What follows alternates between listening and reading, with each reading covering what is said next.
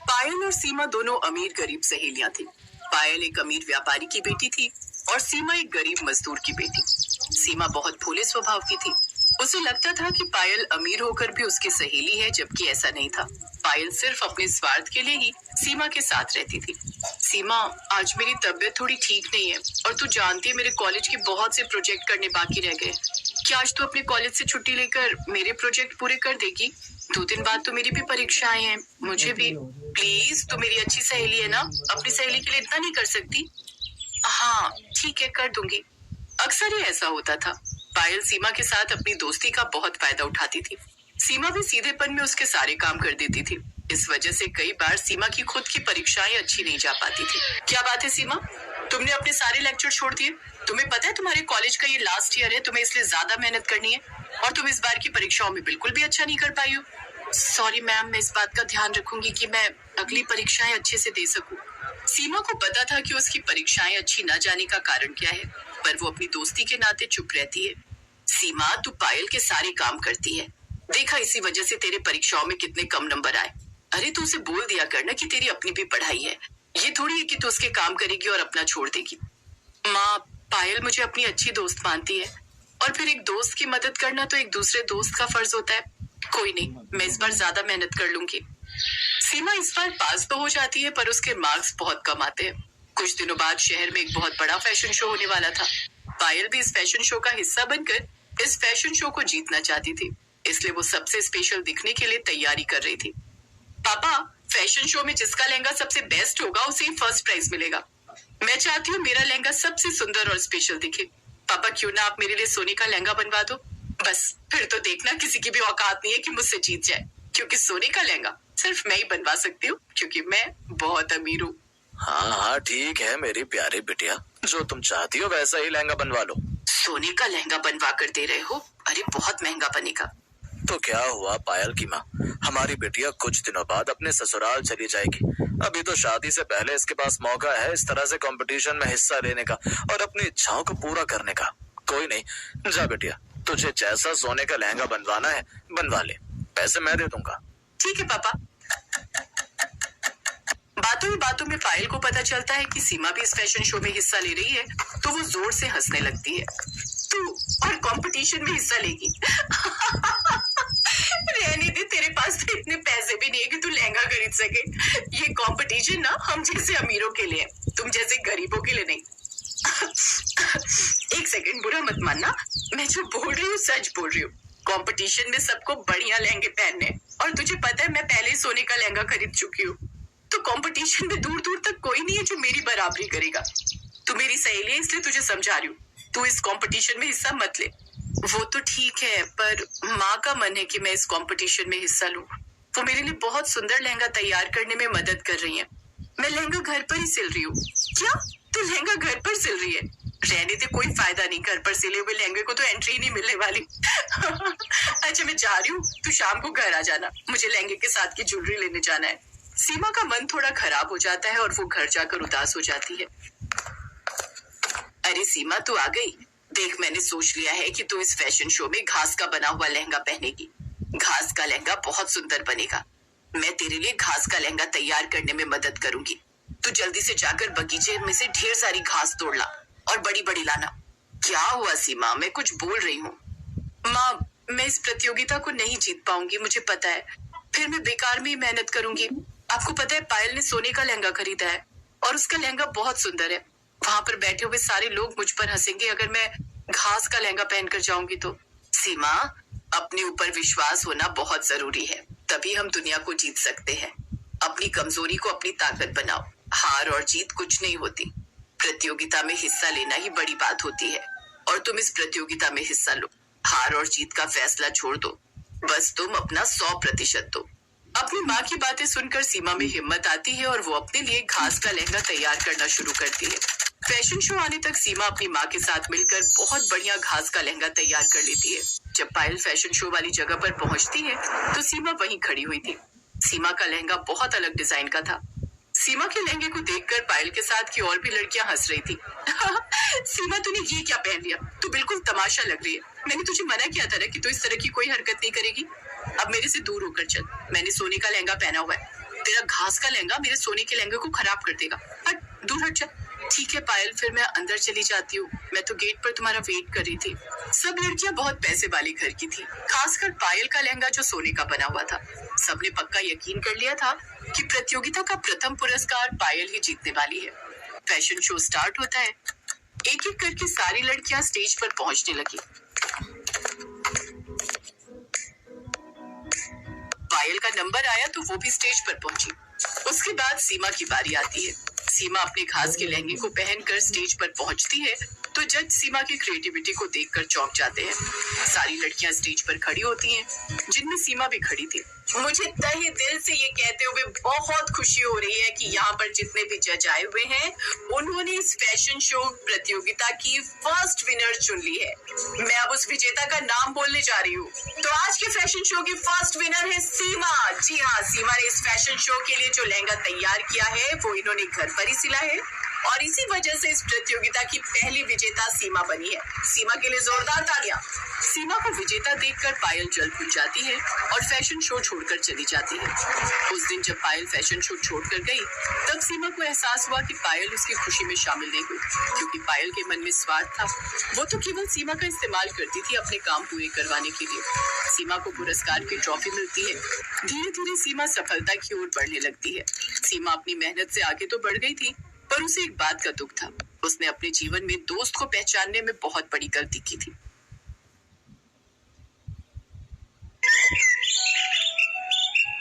मनीषा कपड़ों के शोरूम में नौकरी करती थी। पति विनोद भी ऑटो रिक्शा चलाता था, पर पिछले महीने ही एक एक्सीडेंट में उसके पैर की हड्डी में काफी बड़ा फ्रैक्चर हो गया, जिस कारण वो पूरी तरह से बेड रेस्ट पर था। मनीषा के ऊपर ही घर की सारी जिम्मेदारी आ गई थी। मनीषा रोजाना सुबह नौकरी पर जाने से पहले घर का सारा काम निपटाती, अपनी सास और विनोद का खाना बनाकर विनोद को दवाई देकर फिर घर से निकलती। इसी कारण कई बार मनीषा को शोरूम पहुंचने में देर हो जाती थी, जिस कारण उसके साथ में काम करने वाली एक और लड़की सुमन, जो उससे जलती थी, वो शोरूम के मालिक को भड़काती रहती थी। क्या बात है सुमन, मनीषा दिखाई नहीं दे रही? सर जी, वो तो रोजाना ही देर से आती है। जब देखो बहाने ढूंढती रहती है। कभी उसका ऑटो रिक्शा खराब हो जाता है, कभी कहती है मेरे पति की तबीयत बिगड़ गई, कभी कहती है ये हो गया वो हो गया, कुछ ना कुछ बहाने लगाती रहती है। वो देखिए आ गई है। नमस्ते सर जी। क्या बात है मनीषा, टाइम देख रही हो? घड़ी में कितना हुआ है? ये कोई टाइम है शोरूम में आने का? है 10 बजे का टाइम है और 10:15 हो रहे हैं। 15 मिनट देर से आई हो तुम। सर जी, मैं 10 बजे तक आ जाती हूँ, बस आज ही लेट हुआ है। सुमन तो कह रही है कि तुम रोजाना ही देर से आती हो। इसका मतलब क्या सुमन झूठ बोल रही है? आज तो मैंने अपनी आंखों से देखा है। अच्छा बहाना बना लेती हो कमियों से बचने का। तुम्हें पता है त्योहार सिर पर है, ग्राहक सुबह सुबह आने शुरू हो जाते हैं। सुमन अकेले कितना संभालेगी? जाओ जाकर काउंटर पर खड़ी हो, और दोपहर का लंच आज तुम्हें सिर्फ 15 मिनट का ही मिलेगा, आधे घंटे का नहीं। मनीषा चुपचाप काउंटर पर जाकर खड़ी हो जाती है और ग्राहकों को कपड़े दिखाने लगती है। सुमन मन ही मन हंस रही थी, क्योंकि मनीषा की डांट पड़ने पर वो बहुत खुश थी। मनीषा सुबह से भूखी थी, क्योंकि घर के कामों में उसे अपने लिए कुछ खाने का समय ही नहीं मिला। वो बेचारी पूरा दिन खड़े होकर काउंटर पर ग्राहकों को देखती रही, और सुमन बार बार बहाने से स्टोर रूम में जाती और कुछ न कुछ खा पी कर फोन पर लग जाती। मनीषा ने पूरा दिन कुछ भी नहीं खाया था, और शाम को भी जब वो घर पहुंची तो घर के कामों में लग गई। उसकी सास कोई भी काम करके राजी नहीं थी, बस सारा दिन बैठी रहती थी। विनोद की देखभाल करने से लेकर शाम का खाना बनाना, बस इसी में मनीषा की जिंदगी सिमट कर रह गई थी। क्या बात है बहू, आज रात की रोटी देने में बहुत देर लगा दी। ला रही हूँ माँ जी, बस दाल को तड़का लगा रही हूँ। तुम्हें पता है मुझे रात की दवाई लेनी होती है। अब तुम इतनी देर से खाना दोगी तो मैं दवाई कब लूंगी? कुछ तो सोचा करो बहू। मनीषा जरा पानी तो देना। जी अभी लाई। ऐसे ही घर और बाहर के कामों में मनीषा की जिंदगी गुजर रही थी, पर एक भयानक मुसीबत मनीषा के सिर पर मंडराने वाली थी, जिससे वो बिल्कुल बेखबर थी। मनीषा अगले दिन शोरूम में पहुंची तो मालिक गुस्से में आग बबूला बैठा था। निशा एक बात बताओ, कल हमारे यहाँ शहर के मशहूर रईस देवीलाल की बेटी पूर्णिमा लहंगा खरीदने आई थी। उसने 2 लाख रुपए का लहंगा खरीदा था। उस लहंगे को मैंने तुम्हें कल यही बोला था कि वो फिनिशिंग पर जाएगा, उसे संभाल कर रख देना। हमारे शोरूम में उस लहंगे का एक ही पीस था जो पूर्णिमा जी को पसंद आया था।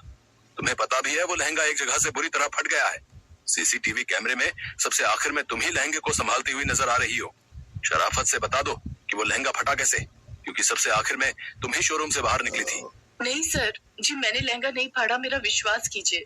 मुझे कुछ नहीं सुनना। मैं तुम्हें शाम 6 बजे तक का समय देता हूँ। या तो तुम ये लहंगा कैसे भी ठीक करके दोगी या फिर पूरे 2 लाख रुपए तुम मुझे दोगी। मेरा तो नुकसान हो गया ना।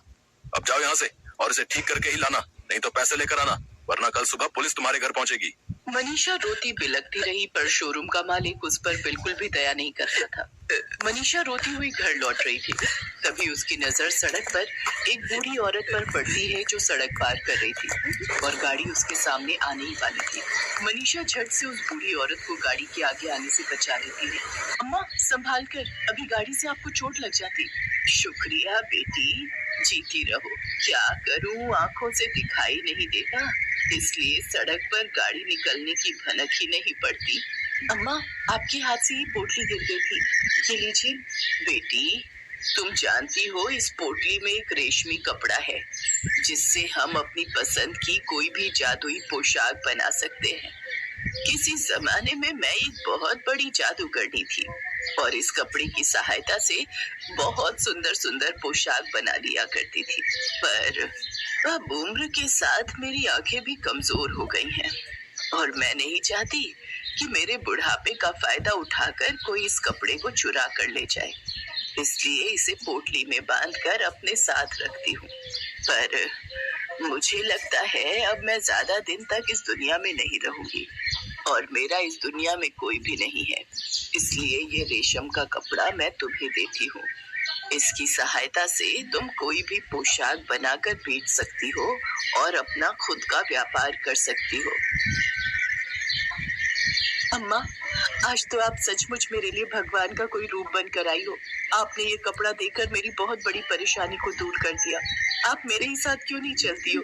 मैं आपको अपने पास रखना चाहती हूँ। नहीं बेटी, अब मैं उम्र के इस पड़ाव पर हूँ कि मुझे 4 धाम की यात्रा करनी है, इसलिए मैं तो बस प्रभु के चरणों में ही अपने आखिरी दिन गुजारना चाहती हूँ। मनीषा से विदा लेकर वो बूढ़ी औरत वहाँ से चली गई। मनीषा भी उस रेशमी कपड़े को लेकर घर आ गई। वो थोड़ी घबराई हुई थी। उसने चुपचाप अपने कमरे में उस कपड़े को बिछाया और बोली, ऐ जादुई रेशम के कपड़े, मैं जैसा लहंगा चाहती हूँ क्या वो मेरे सामने आ सकता है? देखते ही देखते मनीषा के सामने हूबहू वैसा ही लहंगा आ जाता है जैसा शोरूम से गायब हुआ था। मनीषा खुशी के मारे उछल पड़ती है। उसकी तो मानो सारी परेशानियां दूर हो गई थी। वो अच्छे से उस लहंगे को पैक करती है और शोरूम पर लेकर पहुंचती है। लहंगे को बिल्कुल ठीक हालत में देखकर शोरूम का मालिक हैरान रह जाता है। अब उसके आगे प्रश्न करने का कोई मतलब ही नहीं बनता था। सर जी, मैं आपके शोरूम की नौकरी छोड़ रही हूँ। जहाँ पर विश्वास न हो ऐसी जगह पर काम करने का कोई फायदा नहीं है, मुझे माफ कीजिएगा। मनीषा नौकरी छोड़कर घर आ जाती है। मनीषा ने रेशम के कपड़े की सहायता से सुंदर सुंदर जादुई लहंगे बनाकर शहर की बड़ी दुकानों पर बेचने शुरू कर दिए। लहंगे देखने में बहुत सुंदर थे, इसलिए वो ग्राहकों को बहुत पसंद आने लगे। अब तो शहर में ही क्या, आसपास के बड़े शहरों में भी मनीषा के लहंगे बिकने लगे। ये देखकर उसकी सास और पति बहुत खुश थे। मनीषा ने उन्हें उस रेशम के कपड़े के बारे में सच्चाई बता दी थी। जिस शोरूम पर मनीषा नौकरी करती थी, उसके मालिक को सच्चाई का पता चल गया था कि सुमन ही असली गुनहगार है। उसने ही लहंगा जानबूझकर फाड़ा था, इसलिए मालिक ने उसे नौकरी से निकाल दिया और मनीषा से माफी भी मांगी। मनीषा ने उसे माफ तो कर दिया, पर उसे अपने लहंगे नहीं बेचे, जिससे वो लज्जित होकर वापस चला गया। धीरे धीरे मनीषा ने विनोद का अच्छे अस्पताल में इलाज करवाया और वो भी ठीक हो गया। अब तो वो भी मनीषा के साथ लहंगों के व्यापार में हाथ बटाता था। बड़े बड़े फैशन शो में मनीषा के लहंगे जाने लगे। देखते ही देखते मनीषा लहंगों की बड़ी व्यापारी बन गई। आज उसने अपनी सास और पति विनोद को वो सारी खुशियां दे दी थी जिसके लिए वो हमेशा से ही तरस रहे थे। आखिर औरत लक्ष्मी का रूप होती है, ये मनीषा ने साबित कर दिया था।